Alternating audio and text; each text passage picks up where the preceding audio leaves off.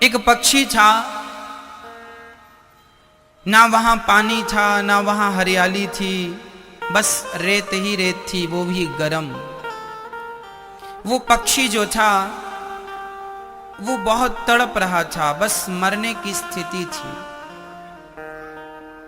तभी वहां से एक दूसरा पक्षी गुजरा, तो वो तड़पता हुआ पक्षी उस उड़ते हुए पक्षी से बोला, भैया तुम कहां जा रहे हो? बोला, मैं यमराज जी के पास जा रहा हूं, उन्होंने बुलाया है। अच्छा।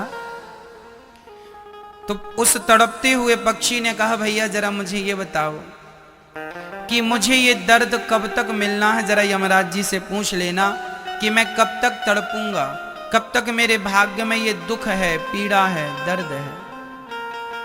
उस पक्षी, भले पक्षी ने कहा, ठीक है मैं तुम्हारी पीड़ा कह दूंगा। पक्षी चला, यमराज जी से अपने काम के सिलसिले में बातचीत हुई।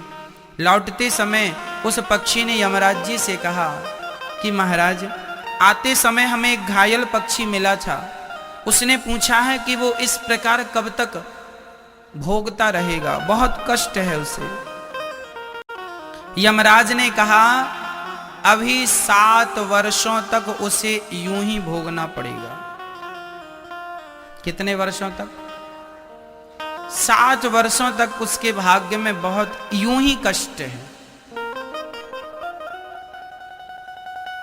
तो उस पक्षी, भले पक्षी ने कहा, यमराज जी कोई तो उपाय होगा इस दुख से बचने का, 7 साल बहुत होता है, कोई तो उपाय बताइए।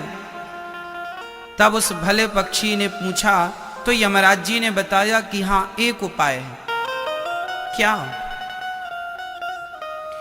बोले, तुम जाकर उस पक्षी से कह देना कि वो बस ये कहे कि हे विधाता तेरा बहुत बहुत धन्यवाद,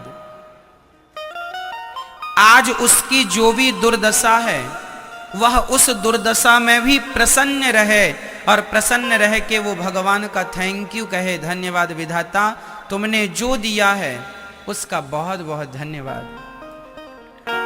उस पक्षी ने कहा, ठीक है। वो भला पक्षी आया, उस दुखिया पक्षी से बोला, सुन, तेरे भाग्य में 7 वर्षों तक का कष्ट है, लेकिन एक उपाय है। क्या उपाय है? बोले, तू हर हाल में प्रसन्न रहा कर और यही कहा करके, हे विधाता आपका बहुत बहुत धन्यवाद। ये कहकर वो भला पक्षी वहां से चलता बना, और वो दुखिया पक्षी जो दुख में था, कुछ दिनों में क्या, कुछ ही घंटों में उसके पंख झड़ने लगे, टूटने लगे। जब उसका पंख